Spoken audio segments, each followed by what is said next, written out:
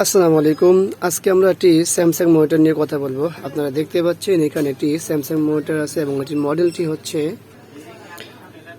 মডেলটি হলো LF22T350F। এটার মডেলটি অনেকটি বড়। তো যাই হোক, তো আমরা এটা দেখবো এর সমস্যাটা কি। সর্বপ্রথম আজকে আমরা স্যামসাং বর্ডারলেস মনিটর নিয়ে কথা বলছি।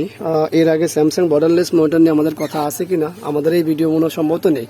তো আসলে সর্বপ্রথম আমরা এই বর্ডারলেস মনিটর নিয়ে যে কথাটা বলবো, সর্বপ্রথম যেটা হলো যে এটা ব্যবহারের ক্ষেত্রে শুধু বর্ডারলেস স্যামসাং বিদায় না, অন্য অন্য যে ব্র্যান্ড আছে সেক্ষেত্রে একই মেসেজ, সেটা হলো ব্যবহারের ক্ষেত্রে খুবই সাবধান।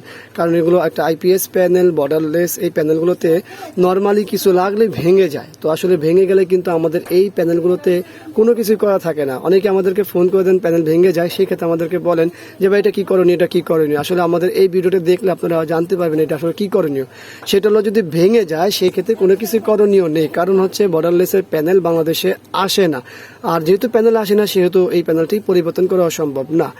আর পুরাতন অবশ্যই নেই আমাদের কাছে প্যানেল, বা কারোর কাছে পাবেন কিনা সেটাও সন্দেহ আছে। তো যাই হোক, এখন এই প্যানেলটি দেখুন, এখান থেকে কিছু কিছু দেখা যায়। নর্মালি কিন্তু এটা ম্যাট প্যানেল, যার কারণে এটা ভাঙা বা অন্য কোনো কিছুই দেখা যায় না। তো চলুন আমরা এটাকে পাওয়ার দিই, তারপরে দেখি আসলে এটা কি সমস্যা। এই হচ্ছে এটার পাওয়ার দেওয়া। পাওয়ার সাপ্লাইতে 14 ভোল্ট লাগবে, বা আপনারা অ্যাডাপ্টার দিয়ে লাইন দিতে পারেন।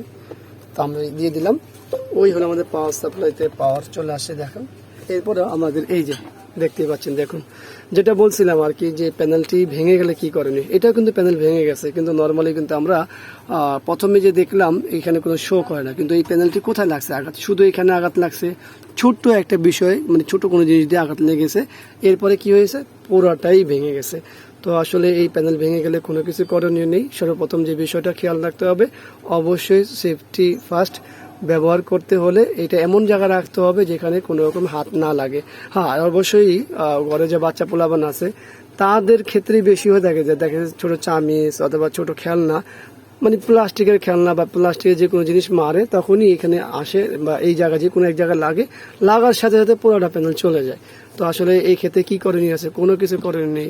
যতটুকু সাবধান থাকা যায় অবশ্যই সাবধান থাকতে হবে, আর ভেঙে গেলে কোনো কিছু করণীয় নেই। তো আসলে এই ভিডিওর মাধ্যমে শুধুমাত্র কিছু ইনফরমেশন দিলাম যে বর্ডারলেসের মনিটরের ক্ষেত্রে ভেঙে গেলে প্যানেল কি করণীয় বা কি করতে হবে, বা কীভাবে চালানো যেতে পারে, সেই বিষয়গুলো নিয়ে এখানে বললাম। তো আশা করি ভিডিওটি ভালো লাগবে। ভিডিওটি ভালো লাগলে অবশ্যই একটা লাইক করবেন, কমেন্ট শেয়ার করবেন, আর অবশ্যই আমাদের এই চ্যানেলটি সাবস্ক্রাইব করে রাখবেন, পাশে থাকা বেল বাটন চাপ দিয়ে রাখবেন। আবারও দেখাবো অন্য কোনো বিষয় নিয়ে। আজকের মধ্যে এখানেই বিদায়। আল্লাহ হাফেজ। আসসালামু আলাইকুম ওয়া রাহমাতুল্লাহি ওয়া বারাকাতুহু।